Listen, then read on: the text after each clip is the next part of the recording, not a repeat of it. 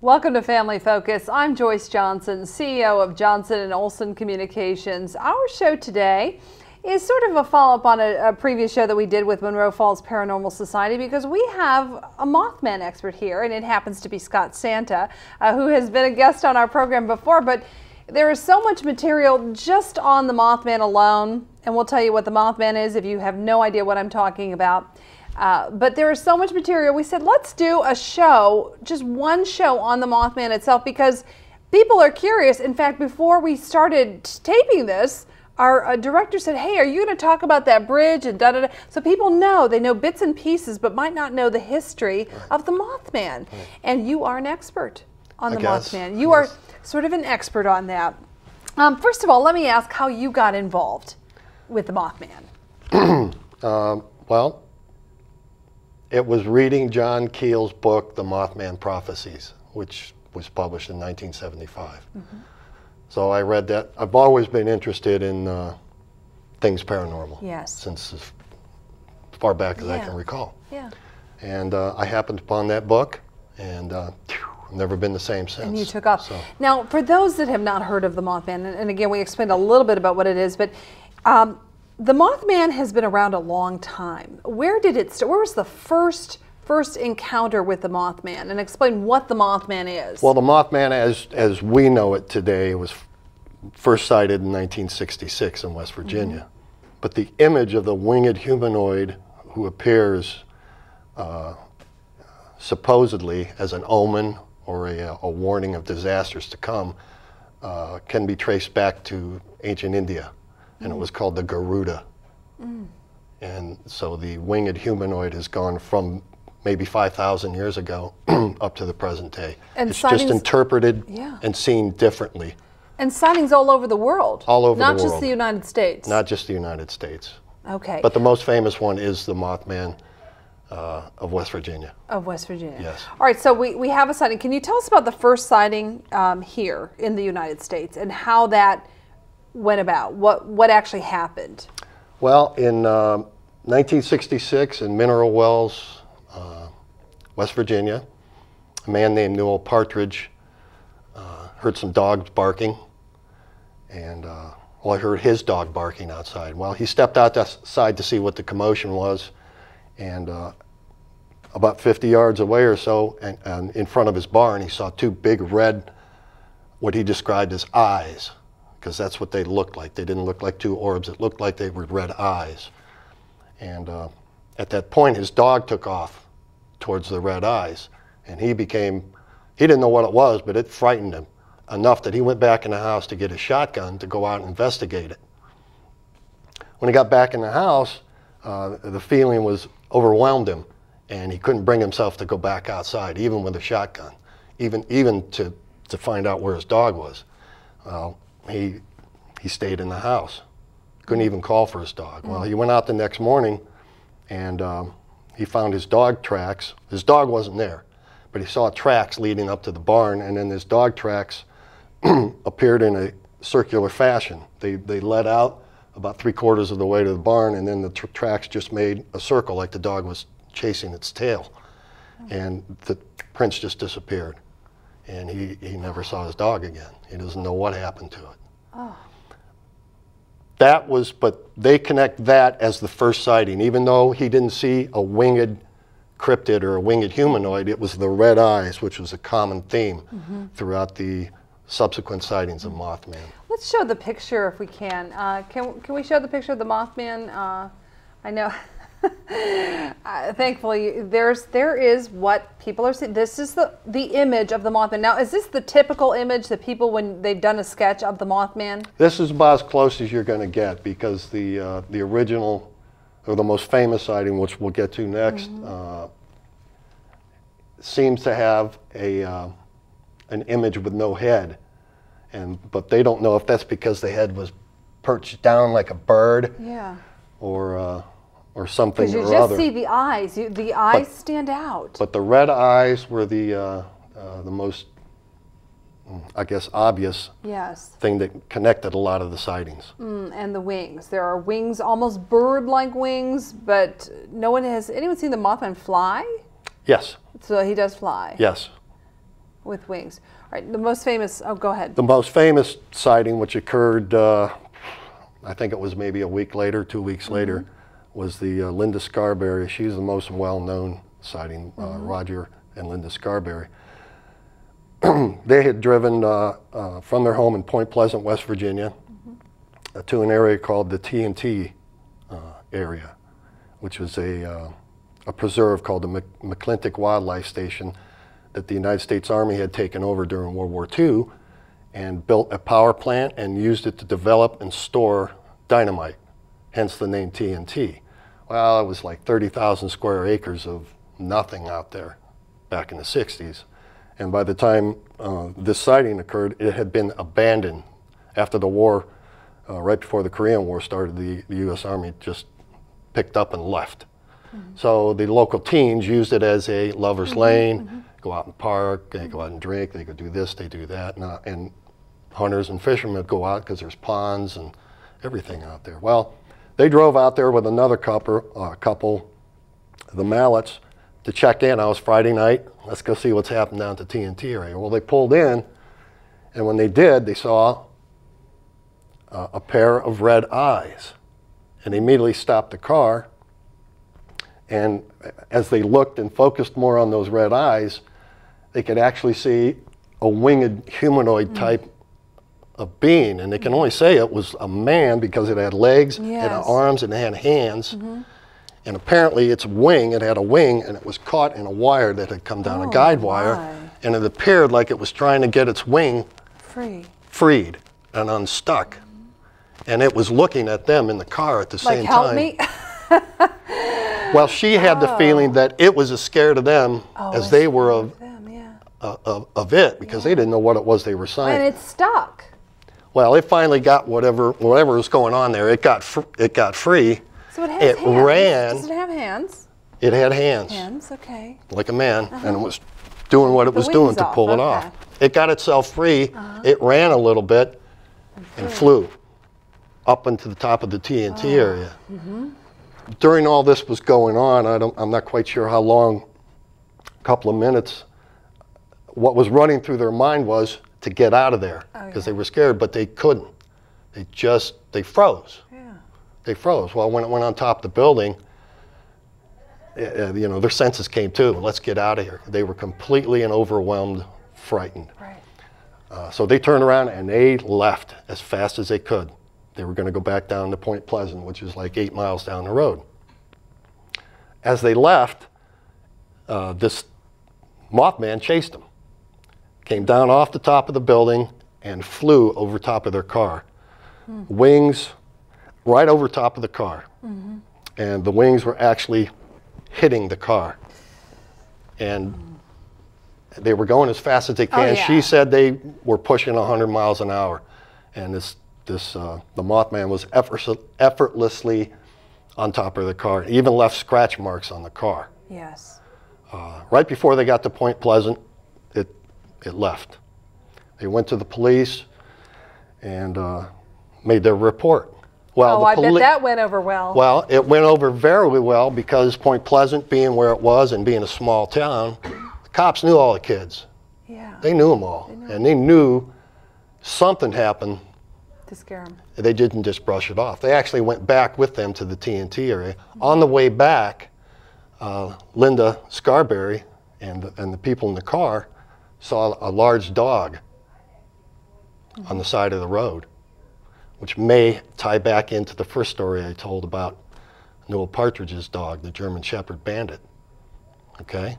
Was it the same dog? Don't know, but they saw the dog on the side of the road, apparently dead. They thought it was dead. They pulled into the TNT area, and when they got there, the cops' radio, they couldn't call. It was making loud, the screeching noise was so loud that the cops had to get out of the car, even when it was turned off. So there was some sort of interference over the police radios. Of course, they didn't see anything else there, but they could tell that the shake factor on the kids, they were pale, they were just completely befuddled by what happened. So the cops took him very seriously, even though they couldn't confirm, and he wasn't cited again that particular night. But they went back to the courthouse, county courthouse in town, and gave a press conference, and ended up going all over the world.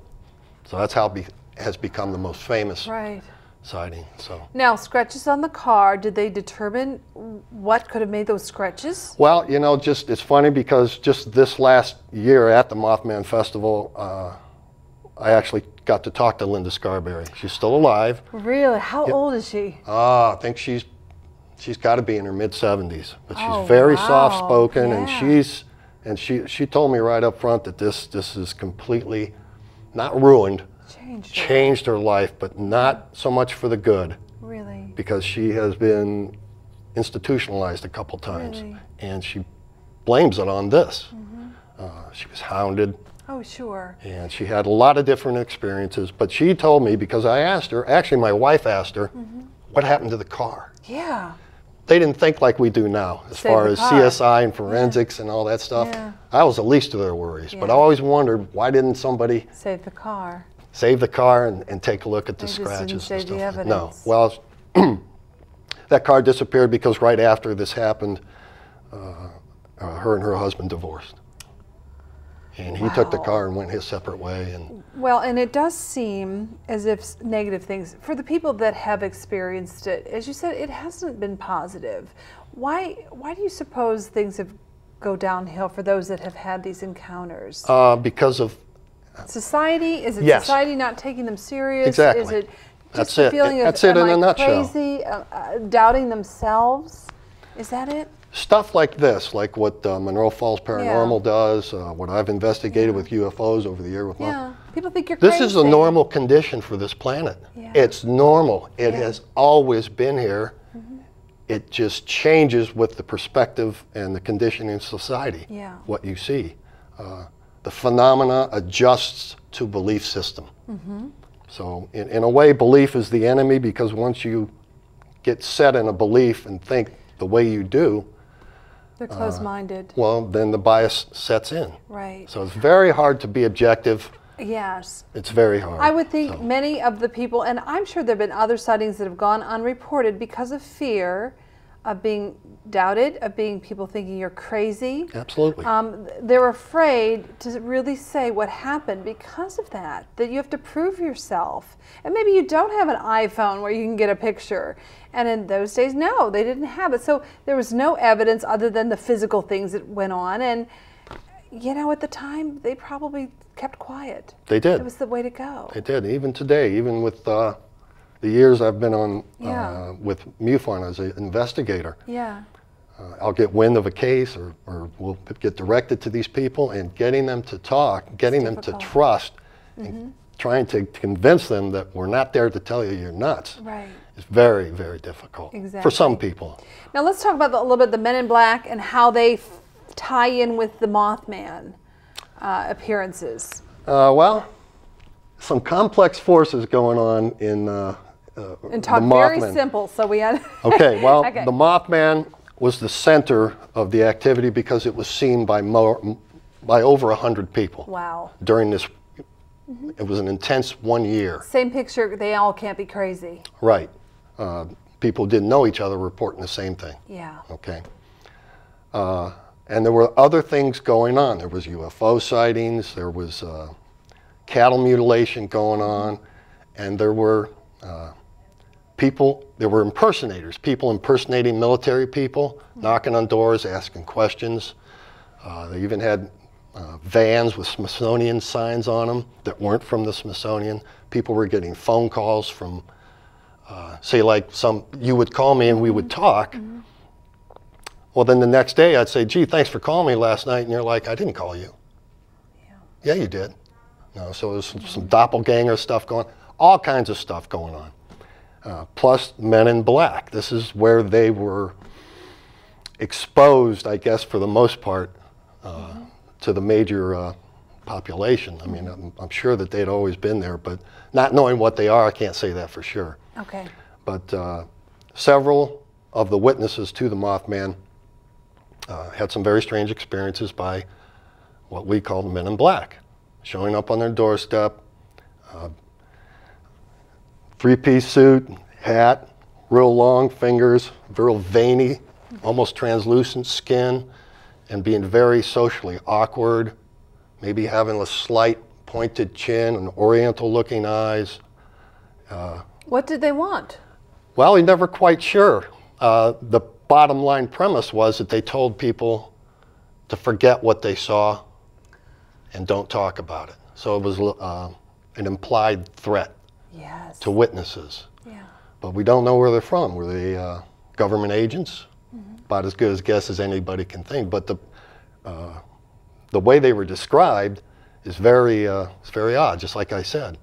And some of them didn't know what to do with a glass of water.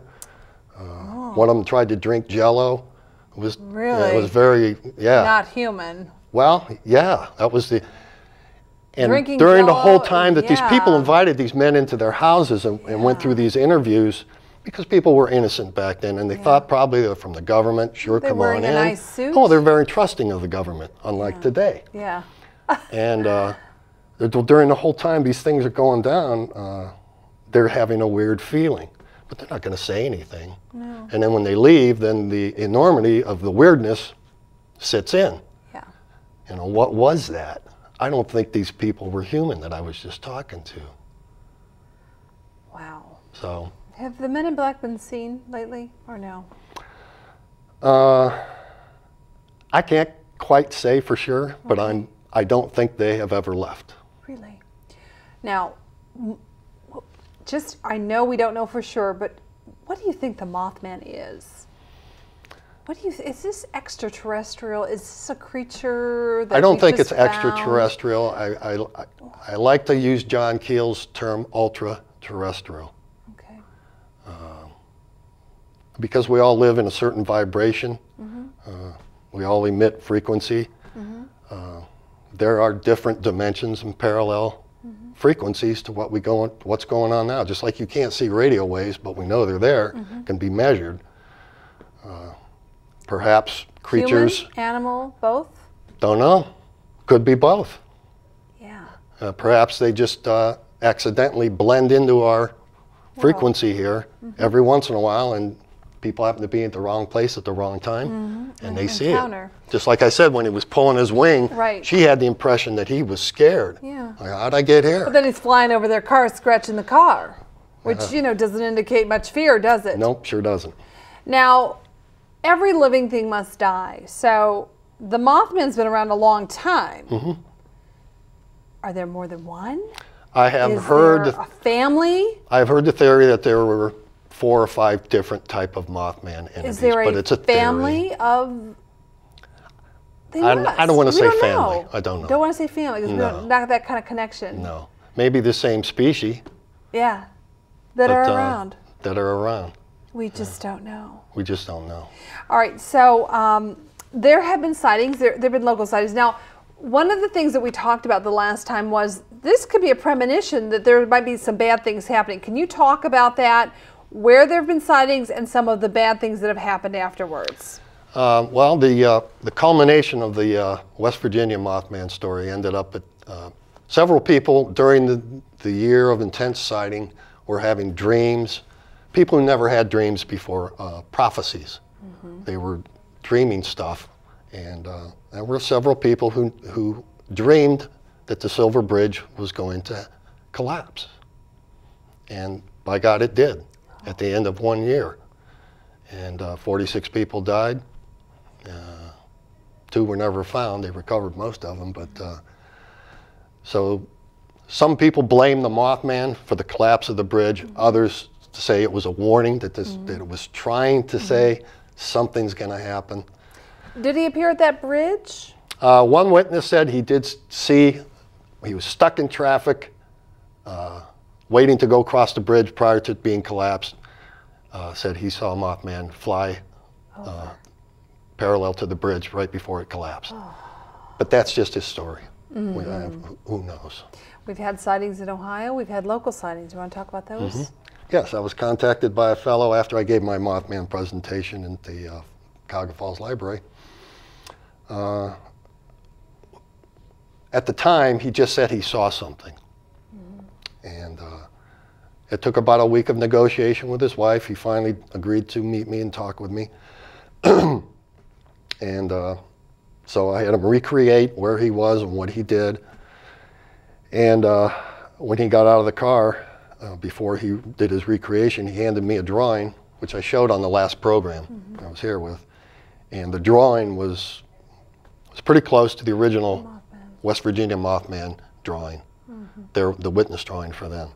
I was stunned, to say the least. So anyway, he recreated what he did. What he did is he was on his way to work. He drove under the Route 8 bridge that crosses Wild Lake Road in Cuyahoga Falls. Hudson Drive. Hudson Drive, yeah.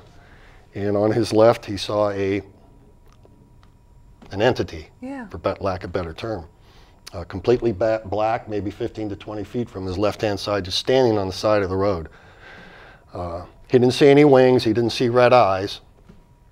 But as soon as he saw it, he thought, this thing is waiting here for me to see it. It's looking at me. There's a message to send. Whatever, yes.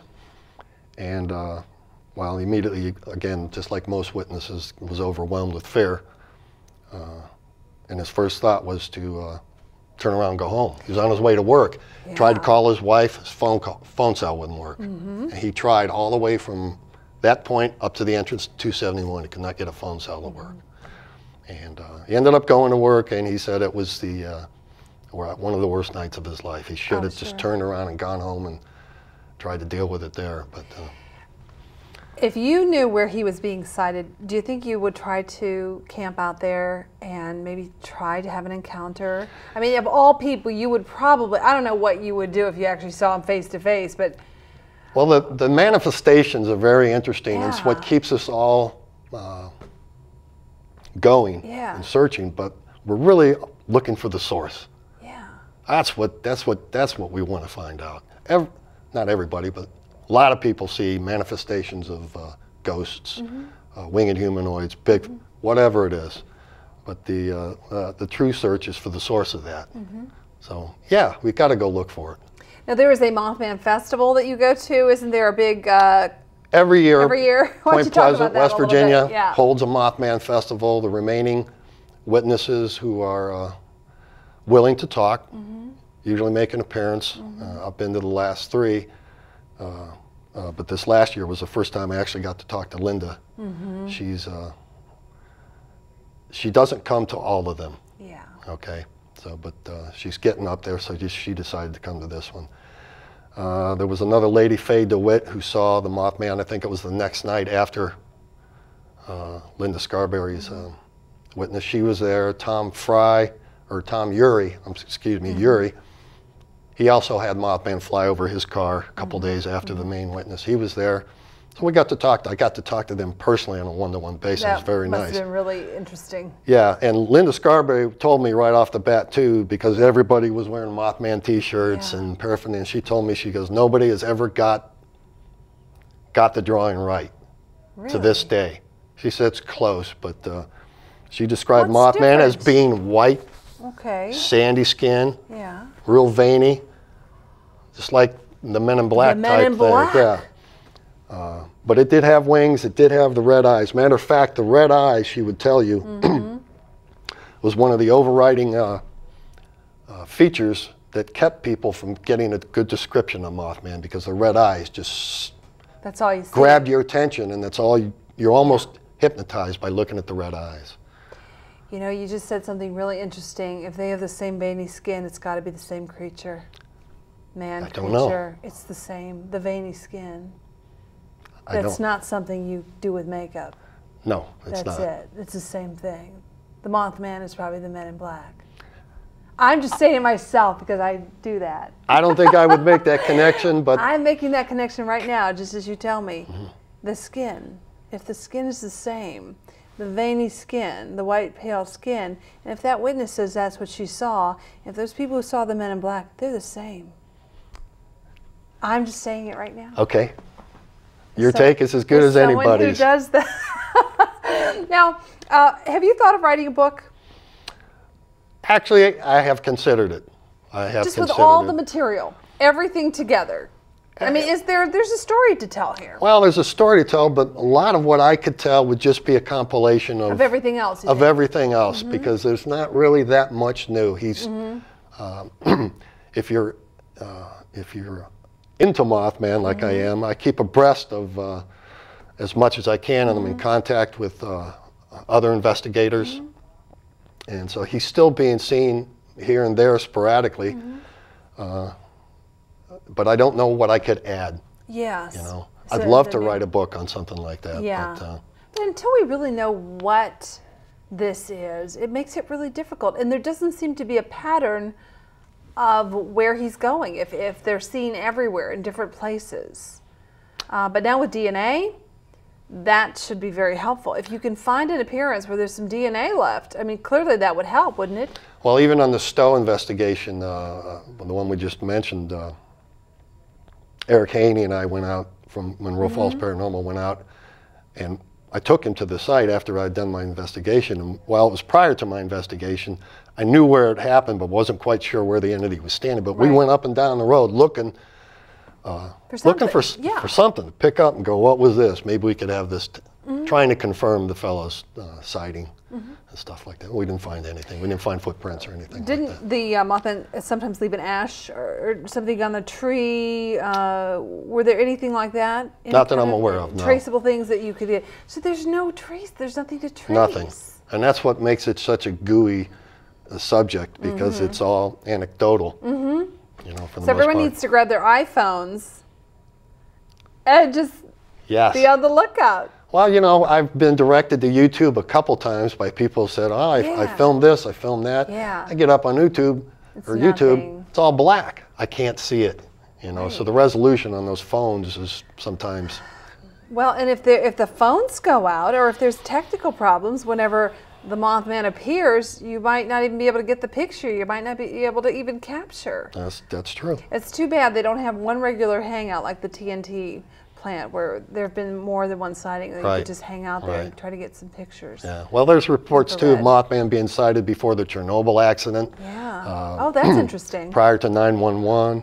Really? Prior to the tsunami out in Indonesia. Really? Yeah. Well, really, yeah.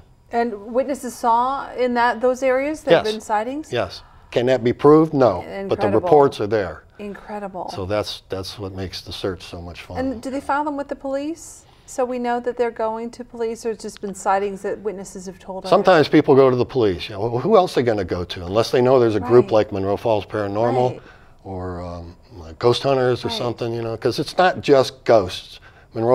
That's our main focus in Munroe Falls. Yeah. But our group, we all have our certain bent on things. And mine was UFOs and Mothman and stuff. But, you know, we're all trying to find the connection.